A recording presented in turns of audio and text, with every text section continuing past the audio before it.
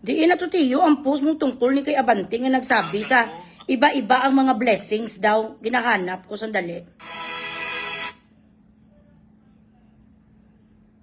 Not all blessings come from God. Sabi ni isang gago nga pastor ning si Abante. Ano ning totoong pangalan? Benny Abante. Not all blessings come from God. There are blessings that come from the devil. Bilatsing Iloy! Yung puta! Huy, Abante, gago! Dapat kunin ka na ni Satanas mamayang gabi. Bilatsing Iloy mo kami maamunisi mo. Dapat mamatay ka mamaya, makadila ka mata mo. That is blasphemy. Blasphemy. Yan ang tawag dyan. Ano ba ang pwede mong sabihin nga blessing from Satanas, biman? Kapag nagpangirido ka tapos nag-workout ang inyong kantutan, kapag ang tarugo nga ginaasam-asam mo ay may asawa pero nanalo ka pa rin dahil natsupa mo ang tarugo, blessing ang tawag dun. Kung ang isang tao bilatsing Iloy, gusto mo mag-revenge sa kanya tapos hindi mo siya maabot-abot, until such time dumating ang panahon, putang ina, nasaksak mo siya, naka-revenge ka sa kanya, blessing yun. Paano naging blessing kung galing bilatsing Iloy sa satanista, kay di mo sa demonyo? Gago ni sa ikaw ang pastor nga gago. Di na to man, bilatsing Iloy, nagkamali naman ko guys. Di na to man. All blessings come from God. There are blessings that come from the devil. Ay, ala.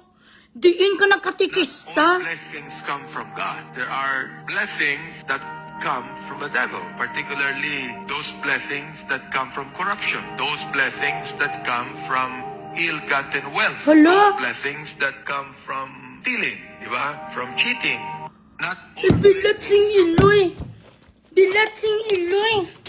Ilampos ko lang make-up kit ko. Nga gago ka, Abante.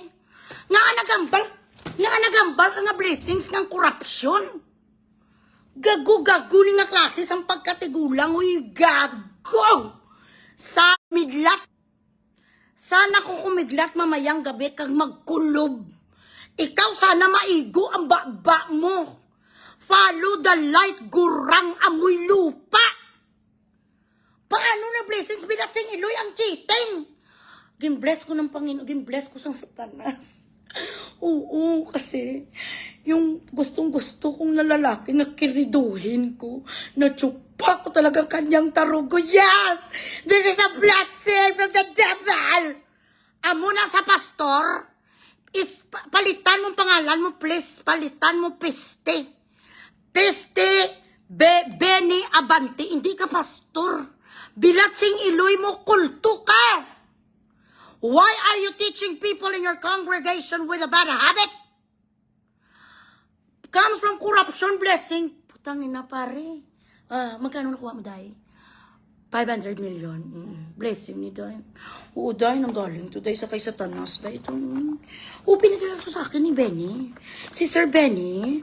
Sila ni Didilima. Sila ni ni Fernando. Sila sa Quadcom, lahat. Sila si Kiambaw din. Ay, nagambag-ambag sila dahil 500 million binigyan. Ay, Allah, thank you, Satan. Allah, maraming salamat sa Satanas. Sa blessing ni Satanas kasi galing to sa nakaw, corruption. Amo na. Gago ka kapag kapasron bilatsing Iloy mo. Kung ako, hindi pa ako magsalang nyo, di puta ka, gapangitot ka rin. Nagapangantot, gabili ka rin sa babaeng, di puta ka kasi demonyo ka. Ikaw ang pastor nga demonyo. Hudiyo. Nanggaling kang yudiputa ka doon sa Kalbare. Isa ka sa bilatsing Iloy nga linyada ni Judas. Histas Barabas Abante. Saan ka nakakita ganun? Blessing to kantutin mo pa ako Kahit kabit ako blessing to tirahin mo pa ako, ayan. Puwitin mo pa ako, kahit kirida ako, blessing to Yan ang ibig mong sabihin kasi ibang klaseng blessing din ang cheating. Ano ni nga mga iyo di puta? Ano ang tinitira nyo? Anong ginagawa nyo bilatsing Iloy sang inyo nga shabu asiton? Ginasimpunan nyo Cutex sa Abante, daw si Buto kapanoon sumita kay MJ Kiambaw kag kay Kipitcho. Do mga sino ang mga iyo di puta sa Quadcom. Ganito ka pala kagago ang iyong teorya. Teorya ni isang isa ka pastor, you do not deserve the prefix pastor. You should change it to Pisti because an honorable pastor and someone who is really blessed by the Holy Spirit, someone who is a prophet of God, yung totoo nga Diyos ha. Ang Diyos talaga, Jesus Christ who died on the cross to save us. Jesus na nanggaling talaga sa Galilee. Kung totoo na meron ka sang Diyos, ang bilat sing iloy mo, you should have known that ang blessing na tinatawag galing lang sa may kapal. Kapag galing sa Satanas, ang bilat sing iloy mo, kasalanan yun. Kabuisitan yun. Poison yun. Saan ka pa naman nakakita sa pastor di puta nagaw? Bakit hindi pa niya sa nag-apoy? Dapat tuwing umahawa ka, dapat sang sang Biblia, nag-aapoy ka na. He doesn't have a discerning spirit. Do you even know how to speak in tongues? Do you even memorize Our Father in Aramaic language, the language of Christ? How did you get to be a pastor, by the way? Are you an evangelist? Where did you go to school? Maano to bibi pastor be? Hinahamon kita. Matalino-talino tayong dalawa sa Kwan Bible verses. Kasi dyan, hindi ko naman sabihin nga everything memorize ko, pero pag narinig ko, malaman ko kung ano na siya. Katulad Jeremiah 33, call on me and I will answer you. Alam ko ang mga proverbs, alam ko mga ecclesiastes na mga libro. Kapag gani, itutay kantutan, huy gago nga matanda nga paludalay. Basta gani cheating, pagnanakaw, corruption, hindi na sa tinatawag na blessing ang tawag dyan, kasalanan. Imagine a pastor who claims to be a messenger or a Messiah from heaven, messenger of God, is teaching his congregation that there are two kinds of blessings apparently. Blessing from God and blessing from Satan. Blessing from Satan. Is this the kind of lesson that you really share to your congregation? Ano ang ginapakain mo sa kanila nga utras ang bilat sing iloy mo tae? Anong iniinom mo nga mumpo pag nagsabi ka, we drink the blood of Jesus? Anong iniinom mo ang bilat sing iloy ka? Ha? Ibernal? Ay wala, alam nyo guys, sa totoo lang talaga. Ang bumubuo ngayon sa administrasyon natin, mga puro na sila lahat kulto. Isa lang ng Diyos sa mga yudiputa nila si Taning. Kita mo, sasabihan niya, he's trying to convince people that there are two kinds of blessing in order for him to justify the bullshit, to justify the money that they apparently received from the Maleta. Maleta issue is actually a blessing. Only that did not come from God, and it came from Lucifer, so he's trying to justify it that it's okay to receive it because saying no to an offer after all is a crime. Or saying no to an offer is an insult. So, gina-justify mo na nabigyan kang bilat sing iloy mo ka sa pera dahil yan ay isang blessing pa rin? Ay, bilat sing iloy, animal ning gago-gago niyo. Kaya alam niyo ako, pag nagasabi ang mga tao nga uuwi ko sa Pilipinas, ma-murderer ko sa Pilipinas. Sa totoo lang. Maswisal ko, masukso ko di dinamita. Tapos, pag sukso ko sa dinamita, ko na uluksuhan ko ng bilat sing iloy ni nga tigulang. Ikaw sa lahat ang pinakayawan noon. Kuwang-kuwa mo talaga, bini, abante ang galit ko. Kasi tungkol na yan sa Panginoon eh. Imagine teaching people na may dalawang klaseng blessings. Hoy, ikaw ang ginatawag na piki, nga propita. Ano ang ambal sang Ginoo sa Revelations? From Revelations 1 to the last, beware of false prophets. Hindi tanan nga nagasalita, Diyos ko, save us, is a prophet. Hindi lahat na nagsasabi, ako ay messenger ng Panginoon. Hindi lahat na nagsasabi ng ganon ay totoo. False prophet ka, kumbaga made in China, kang bilat sing iloy mo, hindi ka authentic. Gago. Pati ang pamana sa blessings, gago nga klase sa pagkapastor, bilat sing iloy mo, saan ka pa mapatay man? Patay huya sa mag-insulto sa Biblia kag sa kwan kapangyarihan sa Panginoon ang pinapangarap ko ngayon. Bini na sana kumataysi ka man, yung ang pagtaysi, bala sa'yo chararat nga pagtaysi, yung sagasaan ka tapos makakasan mo dire, or hindi nga makanser of datang ka. Amat-amaton sang Ginoo, sang totoo, by the power of God. Bibigyan ka talaga anong sabi sa Panginoon, time will come, you are going to see the wrath of God. Yan ang sabi sa Revelasyon, dapat sana, kung ako lang masusunod, Lord Jesus, ako po sa inyo humihiling ng isang panalangin lang. Unahin niyo po nga lagyan sang uod ang dito nga dila ni Abantik. Yan ang aking pangamuyo ngayon, yawa ang Bilat Sing Iloy.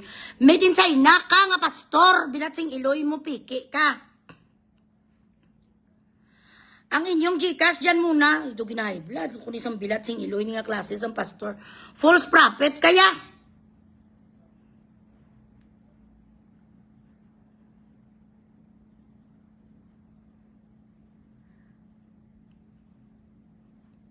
Tsuras ang manyaki. So, amo ni isang pastor ning Bilat Sing Iloy, nga daw mga manog tsupa ning itsuraya. May pastor ba lang nga nagapapicture sang ganito? Hindi kaya pastor yun di puta, kulto ka. Hudiyo, ang iyong linyada, ikaw yung naglansang sa Panginoon kay Jesus Christ sa cross noon. May sumpa na naga-run through your DNA. Your DNA is embedded with the DNA of Judas. Ganun ka. Nag-aamo pala siya, sabi sang yu di puta, ya dumanuglugos, bala doon ang gagahasa. Guys, I'm telling you, hindi matapos ang taong ito, mayroon magre-reklamo to sa kanila, sa kanya, nga ginmulis siya niya. Mapusta pa ko, I am gifted with discerning spirit. I could spot a fucking shit, man. Masaspot ko talaga kung isa ka manyakis, isa Bilat Sing Iloy manggagahasa, isa magnanakaw. Kaya nga sabi ko sa inyo, hindi ako ma-scam eh.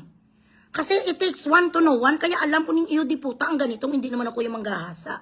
Pero ang ibig kong sabihin na mga ganitong itsura ni sang Bilat Sing Iloy ni, matatawag mo ni nga pastor, hindi ni sa pastor. Gago-gago ang hindi puta, pajikasin niyo ko danay!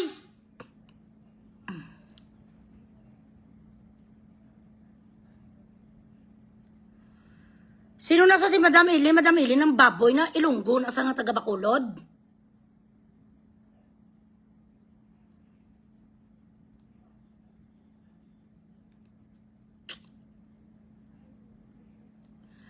Share the live muna.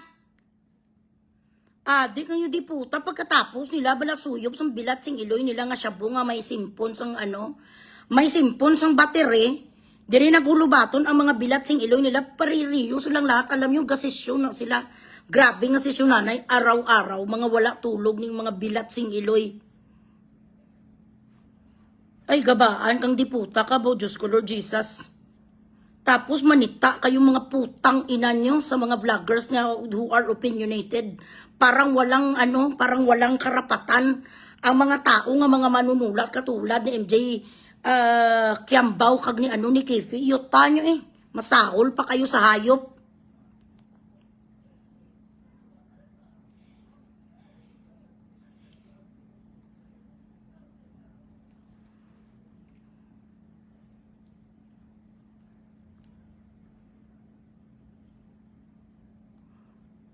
Bilat Sing Iloy dumapatay kamo sang ako nga pagka-istampadura. Ang gin-istapa ako gamay-gamay wala ka labot 5 milyon. Dumapatay kamo Bilat Sing Iloy pang istapa man kamo. Nabayaran ko na ng pagka-istampadura ko ano pag gusto. Eto to Sing Iloy yung magnanakaw yung mga presidente 805 bilyon. Dumapatay sa pagka-istampadura sa isang tao, dumapatay sa isa ka snatcher. Dumangimatay sa magnanakaw bigas. Mamatay sila sa hindi na mamasahe sa bus sa jeep. Halos dumabugto ang ginawa sang diputa ng mga parak sa mga snatcher. Gusto nilang hulihin ang yung mga gabintalang sa mga puntodos nga syabo. Dumapatay sila sa galit kay Bugres, kay Scameres daw yuta. Ang kasalanan kung putang ina nyo, wala kong kinuha sa kaban ng bayan. Wala kong niloko, putang ina nyo kung sino mako'y nagreklamo. Damayon ko Panginoon sa pagka-istampadura ko, lumuhod na ko sa kanya humingi ng tawad sa kasalanan ko. Yung may mga kasalanang malaki sa inyong Bilat Sing Iloy kung bakit patay gutom ang Pilipinas, yun ang singilin nyo. Lahat na nakaupo ngayon doon dyan sa cabinet members ni BBM, dumapatay kayo sa mga maliliit na mga iskameres na katulad kung Bilat Sing Iloy. Mismo nga leader nyo sa kalibutan, leader nyo sa Pilipinas. Hindi kayo gani kamob. Mag-estapa din kayo, total makawat ang presidente, magnakaw din kayo. Ganon yon. Gaya-gaya, mana-mana na lang. Hindi kayo gani kamob, bilat sa Iloy kay Romualdez, ang pinagirapan yung atutututo, magkano na naman naging iskameres ko. Piso-piso. Nadalayag ang Diyos sa pagkain sa padura ko, ote dason, ano da yon? Bilat sa Iloy, 805 million, time kayo. Ilang tao nang nag-witness ka may mga pinadala nga mga bagay kay dito. Ang inyong mga politiko nga mga buisit, mayor, congresswoman, gobernador, barangay captain, councilor, bilatsing Iloy nga pagnanakaw sa barangay nyo. Hindi ka kayo kamob. Tapos bilatsing Iloy, si Bugris, mga ilang tao lang naman ang aking gimbudol. Dumapatay ang mga iyo diputa, gimbudol ka. Sino ka, huy, gago? Ilang gibudol ko sa iyo, marami na akong pera ngayon babayaran kita, akin ang Gcash mo. Damayan ko pa ko ng Panginoon, nag-uusap ko, I talk to my God every day. Every day I talk to my God. When I wake up in the morning, I spend 20 minutes. And I talk to Him and I tell Him, please guide me today not to be an iskameris. Ginaganon kong Panginoon ko, in the middle of the day, kinakausap ko rin siya, Lord, natitempt na naman ako. Na mag-iskameris ako, please send me your Holy Spirit. I talk to Jesus. Many times of the day because I need my God. Pagtulog ko naman sa gabi, sinasabihan ko sa Lord, sana magising ako sa umaga. Kasi hindi pa kaya ng mga anak ko kung ako ay matay siya. Bigyan mo pa ko ng extension tomorrow, please. Bigyan mo ko ng strength na hindi ako mang-iskameris. Gaganon ako sa Diyos. Everyday kausap ko sa Diyos, ayala. Sino ka para ako magkumpisyon sa inyo, bilat sing Iloy niyo?